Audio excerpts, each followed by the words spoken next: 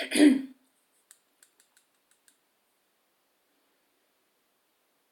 guys, welcome back to my channel. So I wanted to talk about the Khmer Rouge flag. So if you guys don't know about the Khmer Rouge, or Khmer Rouge, what we Cambodians call them, they were the communist Cambodians that took over Cambodia between April 1975 to January 1979. So when you think about communism, you think about the hammer and sickle. But the Khmer Rouge used something different. So I found this interesting article from Mekong.net, and I noticed that their articles that they have written were very interesting. So I'm going to use them in future videos to talk about Cambodia. So as you can see in this picture below, you can see the red background and the Angkor Wat right in the middle, which is yellow. So there are different versions of it, as you can see. We will get into details in this article. When Cambodia's civil war ended in 1975, the lights were turned off. The country changed its name to Democratic Cambodia, and for almost 4 years, there was very little information of what was going on inside. When the light came back, more than 1.8 million people were dead. The organization responsible was a group of Stone Age communists known as the Khmer Rouge, or Khmer Rouge. The man behind this ludicrous scheme turned out to be a man named Sola Sar, who was to become known as Pol Pot, or Brother Number One. Most of the atrocities of the Khmer Rouge regime have been revealed over the years. Historians have analyzed the political systems, the key players, and their reasons. Some victims have reported their stories in books, and some will have a chance to do so at the forthcoming trial. So the trial they're talking about is called the Khmer Rouge Tribunal. It was established in 1997 to bring the top leaders of the Khmer Rouge to justice. And the two that were found guilty was Nun Chia and Kyo Simpan. They were found guilty last year on November 16th, 2018. And recently, Nun Chia died on August 4th, 2019. They were found guilty of crimes against humanity, war crimes, and genocide, and much more. And for a broader audience, the movie The Killing Fields portrayed the time after the Khmer Rouge captured Phnom Penh and then enslaved the entire country and its people. Even now, however, very little is known about the flag that represented the country during those fateful years. Democratic Cambodia and its flag. On January 5th, 1976, roughly 9 months after the country was conquered by the Khmer Rouge, the government of Democratic Cambodia promulgated a new constitution and declared in Chapter 11, the national flag. Article 16. The design and significance of the Cambodian national flag are as follows. The background is red, with the yellow three-towered temple in the middle. The red background symbolizes the revolutionary movement, the resolute and valiant struggle of the Cambodian people for the liberation, defense, and construction of their country. The yellow temple symbolizes the national tradition of the Cambodian people who are defending and building the country to make it even more prosperous. So the red represents the blood shed by their fellow comrades in Russia, China, etc., and the yellow portion of it, the three-tower temple, is the Angkor Wat, the representation of the Angkor Wat.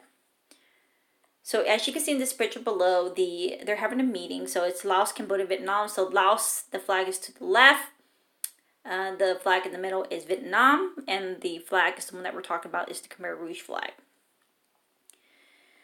With the declarations in the hands of the United Nations in New York on April 6, 1976, accepted the change and Cambodia became Democratic Cambodia.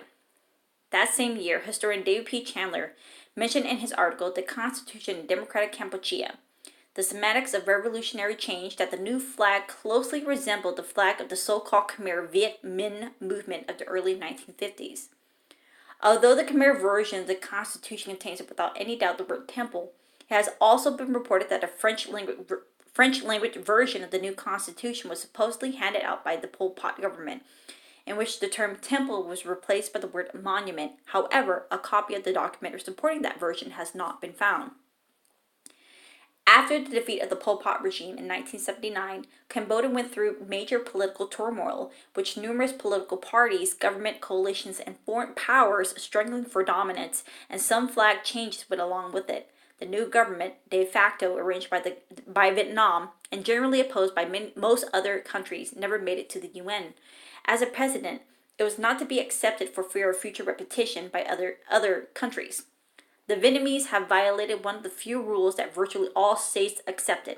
It was fine to murder your own people, as the Khmer Rouge had done, but crossing a border and overthrowing your neighbor's government, you just didn't do that. In practice, this meant that the Khmer Rouge effectively remained the official government. In his 1999 article, Cambodia's Twisted Path to Justice, historian Kernan writes that from 1979 to 1982, the Khmer Rouge continued to hold Cambodia's seat alone, using the name Democratic Kampuchea. Then two smaller communist parties joined them in coalition government of Democratic Kampuchea. In fact, neither a real coalition nor government, nor democratic, nor in Cambodia. So if you guys don't know, today currently, the Cambodian government today is run by a former Khmer Rouge member. So Hun Sen and all his, top officials are former soldiers of the Communist Party of Cambodia. And so the United Nations in New York, the flag of Democratic Kampuchea kept flying. It was not until the early 1990s that the impasses come to an end. Representing the coalition opposed to the Vietnamese-installed regime, Nordom Sihanouk sought to downplay the significance of the Khmer Rouge faction with a declaration on February 3rd, 1990. So if you guys don't know who King Sihanouk was put into power of Cambodia, or King of Cambodia, by the French in 1941. I will be talking about King Sihanouk in the future. And what happened in Cambodia was very complex. And he was forced to make allies with the Khmer Rouge, and when he sought their alliance, because you have to remember it was during the Vietnam War, he was trying to keep the peace within the country, so he had the United States against him, its allies, and then the Chinese, and so he went to the Khmer Rouge for help, and he fled to China after that, and it opened a passageway for the Khmer Rouge to take charge of the country. So this is what President of Cambodia, or Sihanouk, said. As from today, Democratic Kampuchea, a full-fledged member of the United Nations, is called Kampuchea in Khmer, Cambodge in French, and Cambodia in English, and no longer Democratic Kampuchea. The national flag of Cambodia is no longer the red flag of Pol Pot, Khmer Rouge, but the centuries-old traditional flag of the Cambodian nation. Its drawing in miniature is as follows. So pretty much what the flag is: blue, red, blue. If you look at the flag today, it's what you see in this little picture. It doesn't show, it's black and white, but it's sometimes you see the Angkor Wat whites, and sometimes you see it gold. And so I will link this article down below so you can kind of read of what Sihanouk said. They talk about changing the national anthem and so forth, and bringing it back to the old Cambodian ways.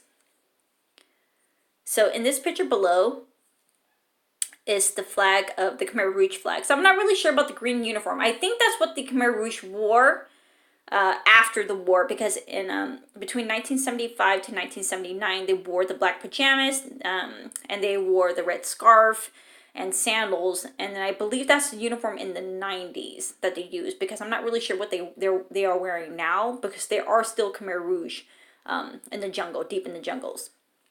So I probably will correct this video in the future down below, but I'm not really sure. So if you know, comment below. It was not until October 1991 that the peace agreement was formally accepted by all sides. While neither the UN nor their official flag contractors were able to provide any records as to the exact time frame, the flag of Democratic Kampuchea was actually in use at the UN. Current article states that the Khmer Rouge flag flew over New York until 1992 in search of a flag. During a recent visit to the War Museum, Siem Reap, the author noticed small red and yellow flags with stylized Angkor Wat design that reminded him of the Khmer Rouge, and a museum guide volunteered that they were surely from that period, without providing any additional information. And I think the museum guide does this for a reason, because you have to remember the Khmer Rouge were very secretive, and so it made the victims like that as well, as because my parents are very secretive as well. So they, providing any information, things like that will get you killed. So that kind of damaged them, and so that's why I believe that's why the guide did not provide him with any additional information about where it came from. However, a quick search of the internet revealed various flag depictions, but no images of original Democratic Kampuchea flag. And like I said, I will link this article down below so you guys can click those links that you see here. Some of the internet flags feature either some rendition of a yellow temple with three towers on a red background, with little or no resemblance of a Angkor Wat, or to show a flag in either red, black, or red-blue, with so-called white crutch cross. And the white crutch cross is what in the beginning of the video, as you can see in the picture, so you can scroll up. I mean, you can scoot the video back and see what I'm talking about, what this article is talking about. So it talks about a movement National, a small obscure political faction that enthusiastically welcomed the Khmer Rouge upon their arrival in Phnom Penh, but were quickly eliminated in the process. Because the commonly featured Yellow Temple internet flags are graphically created post-mortem renditions and not a document, a major research project was started to find a photo of the actual flag of Democratic Kampuchea. Very few foreign journalists were invited by the Khmer Rouge, but not too many photos have survived that period, except for many thousands that were taken at the S-21 Toll Slang Detention Center. So, very few journalists did make it, so there was a particular journalist who did a really good job. His name is Nate Thayer, so I'll be reading his blog post and what he writes about Cambodia as well. So like I mentioned earlier, the Khmer Rouge was very secretive, so did Pol Pot. So Pol Pot was very paranoid. So that's why I believe that's why they couldn't find any of the flag that survived today. What they were flying during that period of time. Occasionally, black and white photos were surfaced that feature a red flag, but due to the bad quality of the image, it could not be determined if it contained the Angkor Wat design, if it had a hammer and sickle on it, or it was simply just a red flag. The first breakthrough came with the discovery of a postage stamp. It turned out that on September 22nd, 1989, the Postal Administration of the United Nations had issued a part of their flag series a stamp featuring the flag of Democratic Kampuchea. The UN stamp features a flag depicting Angkor Wat, with pointed towers, and according to sources at the United Nations, the same flag design used to fly there in New York. Another version of the flag came to light on the cover of the book The Murderous Revolution by Martin Stewart Fox and Bun Heng Ung. Ultimately, the only confirmation of the actual Angkor Wat design on the flag of Democratic Kampuchea was discovered on a photo in the book A History of Democratic Kampuchea by Kimberly Dye. The conclusion. This answered the question what the flag of Democratic Kampuchea actually looked like. So you can see right here, there's lettering right in the middle. If you guys notice those, I can't read that. But as you can see, like I said, like the article mentioned, the background is red, representing the fallen comrades during the Revolution War, and the Angkor Wat right in the middle, which is yellow. Few questions remain. It is not known if those flags were initially manufactured by friendly socialist states or if they were made within the country. It can possibly be assumed that they were made locally. The colors might have varied according to what kind of dye was available at that time, or the colors might have faded, and in addition, some variations might have occurred as well. Also, it will never be learned how many of those national flags were ever made. For sure, the Khmer Rouge were not design-minded and used very rudimentary depictions that would not conflict with their anti-bourgeoisie agenda as it reflected in the design of their national emblem or their banknotes. And since they did not have to show off the flag, it is quite possible that a simple red flag would have sufficed most of the time. So where does the flag from Siem Reap War Museum fit in? This flag shows widely spaced pointed towers and 3 instead of 2 tiers. It could be fake, or it could have been used prior to 1975. It could be a variant used between 1975 to 1979, or even after 1979 by some of the Khmer Rouge remaining followers. Perhaps historian Steve Hyder has the best explanation by saying that the differences reflected mainly the skill and ambition of the tailor or seamstress. So as you guys know, that's pretty much the end of the video, and like I said, if you guys have any information that you'd like to share about the original Khmer Rouge flag, leave a comment down below, like, share, and subscribe. Thanks.